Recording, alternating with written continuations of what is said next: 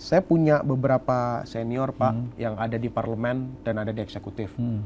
Dia adalah mitra kami kalau kami melakukan aksi-aksi kritis. Dulu RKUHP itu kita tentang revisi yang terbaru RKUHP itu. Dan beberapa senior-senior kita yang ada di parlemen mantan aktivis gitu. Yang ditentang apa tentang RKUHP yang banyak, yang ada pasal-pasal penghinaan negara, penghinaan kekuasaan publik, penghinaan lembaga negara gitu. Membatasi kebebasan berekspresi. Dan beberapa pasal di dalam RKUHP itu pun terlalu masuk ke ranah-ranah privat dan lain sebagainya gitu kan. Bahkan ada salah satu pasal yang mempidana orang-orang yang berdemonstrasi.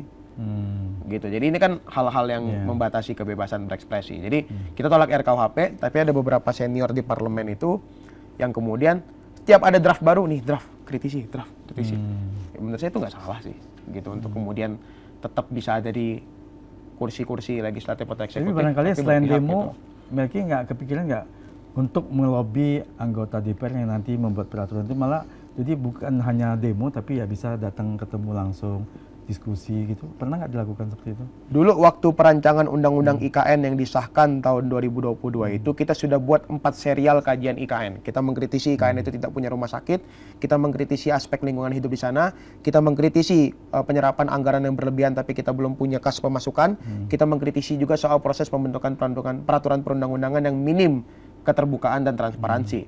Kita berikan 4 serial kajian itu. Kita kirimkan. Rupanya pembahasannya makin tidak transparan dan bahkan sah sebelum 3 bulan dia dibahas di parlemen gitu. Sementara Undang-Undang Perlindungan Pekerja Rumah Tangga sampai hari ini masih rancangan belasan tahun di parlemen gitu. Isu rancangan undang-undang seperti itu. Itu sempat kita berikan kajiannya Pak. Soal RKUHP kita sempat beberapa kali mengkritisi juga. Bahkan kita buat kajian-kajiannya beberapa poin-poin permasalahan.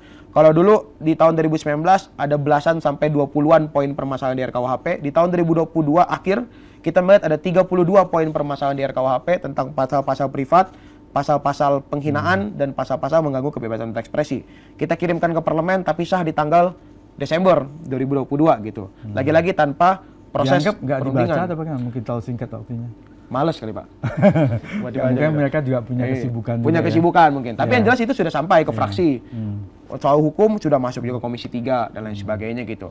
Bahkan kita sempat ngomong soal RUU energi bersih, energi terbarukan, RUU EBET gitu. Kita masuk ke komisi-komisi yang berkaitan juga sampai hari ini masih banyak yang tidak diserap juga. Jadi kalau dibilang mahasiswa ini cuman berdemonstrasi, nyatanya semua kajian kritis kita sudah masuk. Kajian kritis ini kan bisa membangun ya, memberikan masukan positif. Pernah nggak barangkali selain memberikan kajian tertulis ke parlemen misalnya, ya mungkin diviralkan aja melalui media sosial, ini kita akan lakukan ini yang terbaik, sehingga akan menjadi satu masukan yang bagus buat pemerintah dan masyarakat bisa nilai, ini dari mahasiswa ini bagus memberikan masukan. Karena kan kita semua banyak dengar. Saya pernah berdebat sama seorang wakil menteri yang sekarang jadi tersangka kasus korupsi ya. Wakil Menteri Hukum dan HAM, Edi Hiariets gitu. Di beberapa stasiun TV, ini boleh sebut TV-nya, nggak boleh gitu. Jadi beberapa stasiun TV gitu, di TV One dan juga di Kompas TV waktu itu, beberapa kali. Prof Edi mengkritisi saya mengkritisi rancangan Prof Edi itu, karena Prof Edi waktu itu ketua tim rumus RKUHP gitu. Saya bilang, Prof, ini mengganggu kebebasan berekspresi kami. Masa demonstrasi bisa dipidana? Padahal di Undang-Undang 9 tahun 98 demonstrasi itu hukumnya administratif gitu, bukan pidana. Satu. Kalau merusak anarkis? Bukan kalau merusak atau anarkis. Itu bukan pidana. Bahkan tanpa pemberitahuan katanya gitu. Tanpa pemberitahuan saja orang berkumpul-kumpul bisa dipidana. Padahal itu belum tentu berdemonstrasi. Satu. Itu sangat karet. Ya. Yang kedua, penghinaan lembaga publik. Misalnya hari ini kita mengkritisi polsek setempat yang agak susah mengeluarkan surat keterangan buat kita viralkan di Twitter. Kalau ada kapolsek yang marah, bisa dilaporkan kita penghinaan lembaga negara gitu. Lembaga-lembaga seperti itu, penghinaan kekuasaan publik dan lain sebagainya. Saya mengkritisi rumusan-rumusan itu. Prof Edi balik, Melki sudah baca belum? Kalau belum baca gimana mau kritisi, Prof? Artinya sudah baca. Iya, kamu sudah semester berapa? Saya sudah profesor, dia bilang gitu.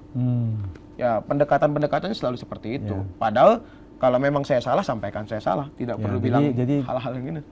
Memang sih tidak selalu itu semacam gelar akademis yang menentukan sesuatu kebijakan yang lebih tepat. Iya, jadi saya banyak orang nggak sekolah juga ya bisa memberikan masukan. Dan saya percaya semua peraturan itu Pak, kalau dia masih dirancang, satu titik saja dia itu salah gitu, kita pantas untuk kritisi.